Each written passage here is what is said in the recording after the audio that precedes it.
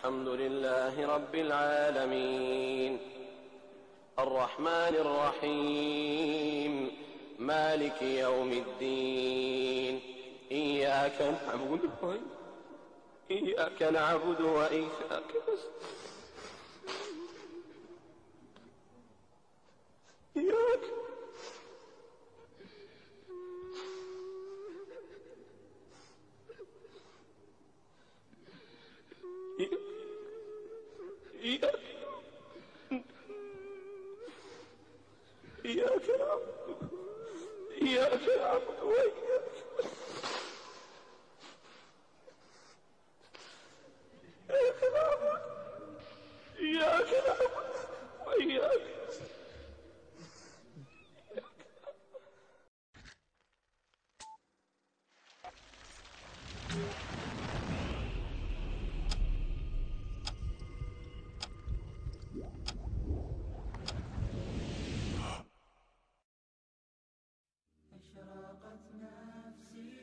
Et si tu te réveillais sans savoir pourquoi tu te réveilles? Et si tu dormais sans savoir pourquoi tu dors?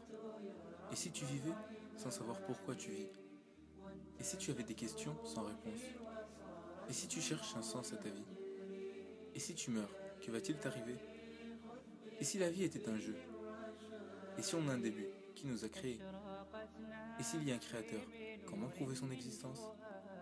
Et s'il existait, comment l'adorer? Et s'il nous envoyait des guides pour nous orienter? Et s'il nous promettait une récompense si on le suivait? Et si la vie était un examen? Et si on allait être jugé, comment s'y préparer? Et si je vous dis que Dieu existe, ainsi l'unique Dieu qui nous a créés? Et si je vous dis que la raison et la science en témoignent, quelle serait votre réaction? Et si je vous dis qu'il y a un seul et unique message, allez-vous le suivre?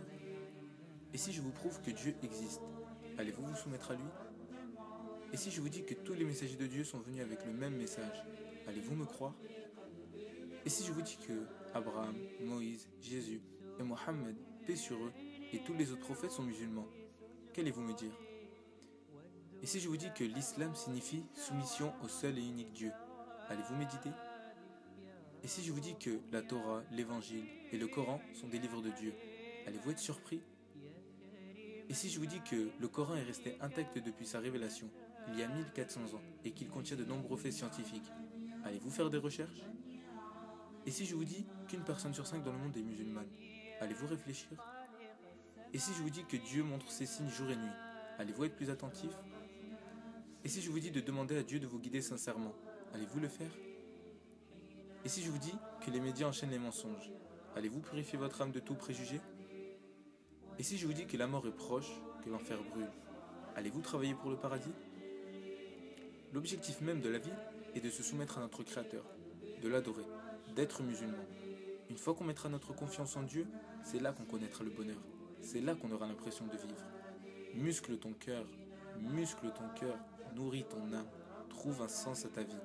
Fais des recherches sur l'islam, car c'est la clé de la maison du bonheur.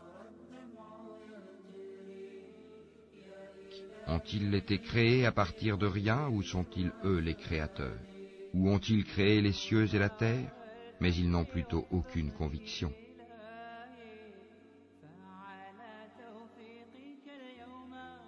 L'homme pense-t-il qu'on le laissera sans obligation à observer? N'était-il pas une goutte de sperme éjaculé, et ensuite une adhérence, puis Allah l'a créé et formé harmonieusement, puis en a fait alors les deux éléments de couple, le mâle et la femelle? Celui-là, Allah, n'est-il pas capable de faire revivre les morts?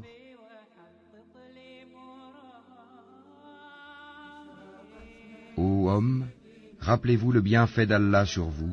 Existe-t-il en dehors d'Allah un créateur qui du ciel et de la terre vous attribue votre subsistance? Point de divinité à part lui. Comment pouvez-vous vous détourner de cette vérité?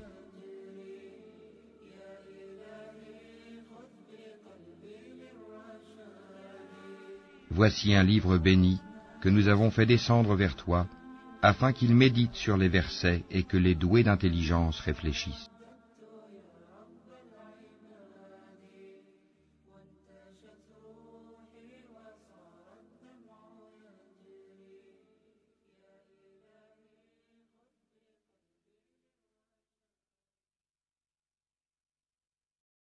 Hmm.